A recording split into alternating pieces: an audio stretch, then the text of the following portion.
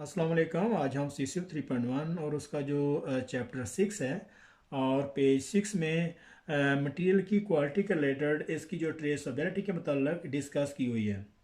Material कौन सी मिल में produce हुआ है और उसकी क्वालिटी का लेवल क्या है। मटेरियल के मुकम्मल तौर पर जो ट्रेसबिलिटी है और हिस्ट्री को चेक किया जाता है।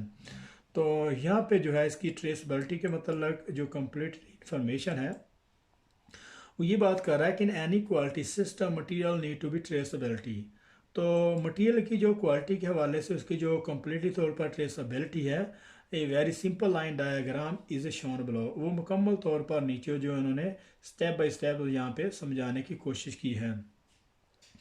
तो मिल स्टील में जब मटेरियल को किसी पाइप या प्लेट को तैयार किया जाता है तो तैयार होने के बाद उसमें हार्ड स्टैंप और उसकी जो हीट नंबर उसका बैच नंबर जो है वो उस पर यूटेंसल किया जाता है। स्टील मिल से जब स्टॉक में मटेरियल को लेके जाया जाता है वहाँ पे फिर उसका जो मैकेनिकल और केमिकल टेस्ट जो है वो किया जाता है और उसमें कुछ डिस्ट्रक्टिव और जो है मैकेनिकल टेस्ट और कुछ नॉन डिस्ट्रक्टिव टेस्ट किए जाते हैं। और इसके बाद फिर मटेरियल को जो है वो स्टॉक में ले जाया जाता है और स्टॉक में ले जाने के बाद फिर उसका केमिकल और मैकेनिकल टेस्ट जो है वो सर्टिफिकेट उस पर इशू किए जाते हैं। उसमें कुछ डिस्ट्रक्टिव टेस्ट और नॉन डिस्ट्रक्टिव टेस्ट जो है वो किए जाते हैं और ये सारी वेरिफिकेशन होने के बाद फिर उसको जो है फैब्रिकेशन वर्कशॉप में सेंड किया जाता है। वहाँ पे उसका जो थर्ड पार्टी का जो इंस्पेक्टर है वो विटनेस होता है TPI का। और वहाँ पे जब उसके हो जाते हैं उसकी जो जितने भी उसके डॉक्यूमेंटेशन डिस्ट्रक्टिव के या फिर नॉन डिस्ट्रक्टिव टेस्ट के और उसकी जितनी भी हार्डनेस उसकी जो टफर है और उसकी जो डक्टिलिटी को चेक किया जाता है। फिर उसके बाद उसको जो है वो दोबारा फिर टेस्ट पीस में भी taken and restarted for the verification और फिर उसको वहाँ से वर्कशॉप में जो है वो दोबारा वेरिफिकेशन के लिए दोबारा रीटेस्ट के लिए उसको जो है वो सेंड किया जाता है।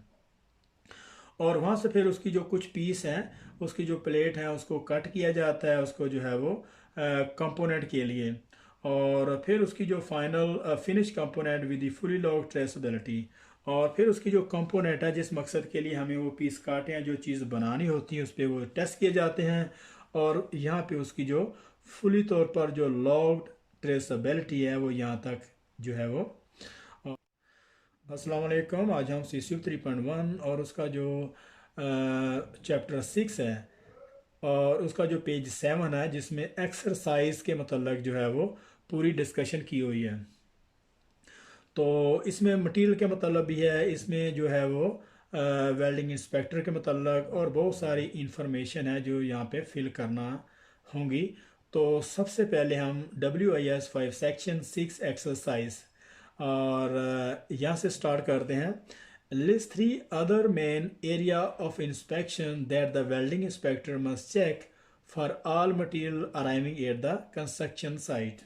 List 3 other main area of inspection that the welding inspector must check for all material arriving at the construction site। वो इस एक्सरसाइज में ये कहना चाह रहा है कि जो वेल्डिंग इंस्पेक्टर है जब मटेरियल साइड पे आता है तो वो कौन सी चीज़ें इसकी जो इंस्पेक्शन करना उसको ज़रूरी होती हैं।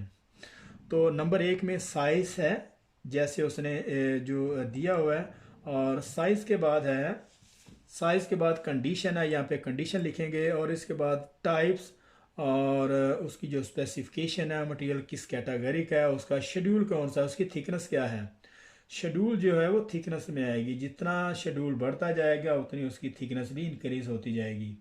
और ये जितनी हर शेड्यूल है उसकी थिकनेस की एक रेंज होती है और स्पेसिफिकेशन में वो कौन सा मेटल है, कौन सा फेरस है या नॉन फेरस। और नंबर 3 में जो है स्टोरेज है। नंबर 2 में कंडीशन है, वो उसकी कंडीशन कैसी है, वो दिखने में कैसा है, उसकी सरफेस मैकेनिकल जो डैमेज तो नहीं है, उसमें क्रोजन तो नहीं लगी, लैप्स लैमिनेशन है, ये यहाँ पे लिखेंगे। नंबर 3 में उसकी स्पेसिफिकेशन है और उसका जो शेड्यूल लिखेंगे, उसका शेड्यूल कौन सा है, उसका हर शेड्यूल जो है उसकी थिकनेस के हवाले से उसको जो है वो मेंशन होता है।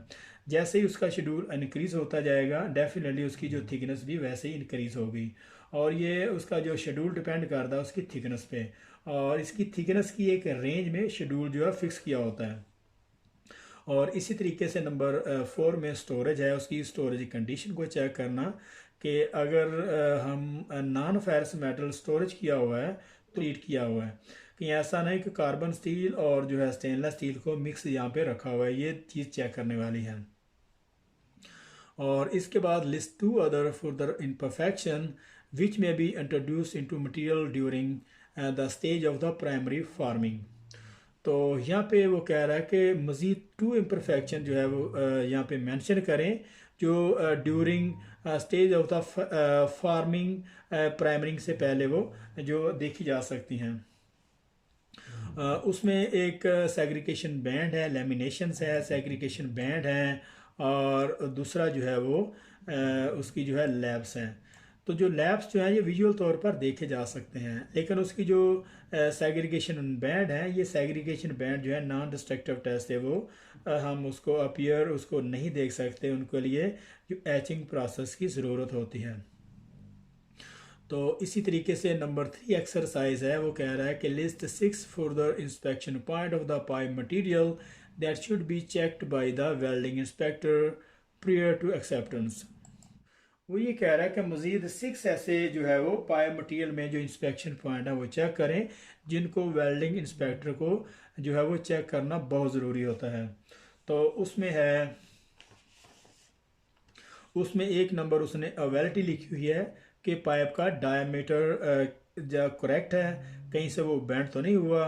और उसके बाद जो है यहाँ पे हम लैप्स और लैमिनेशन करेंगे। और लैप्स और लैमिनेशन में लैप्स तो विजुअल तौर पर नज़र आ सकते हैं, लेकिन लैमिनेशन जो है वो अपीयर नहीं होती। और नंबर 3 में उसका क्रोजन है, और क्रोजन में ये चेक करना कि कहीं उसका जो पिटिंग है या स्केल है उसकी कंडीशन को चेक करना। और नंबर 4 में मैकेनिकल डैमेज को चेक करना, कहीं से वो हैमरिंग वगैरह से या ग्राइंडर या चीज़ल मार्क इस तरह का मैकेनिकल डैमेज तो नहीं है। और उसके अलावा लेमिनेशन है, सेग्रीगेशन बैंड है, इसको चेक करने की ज़रूरत होती है।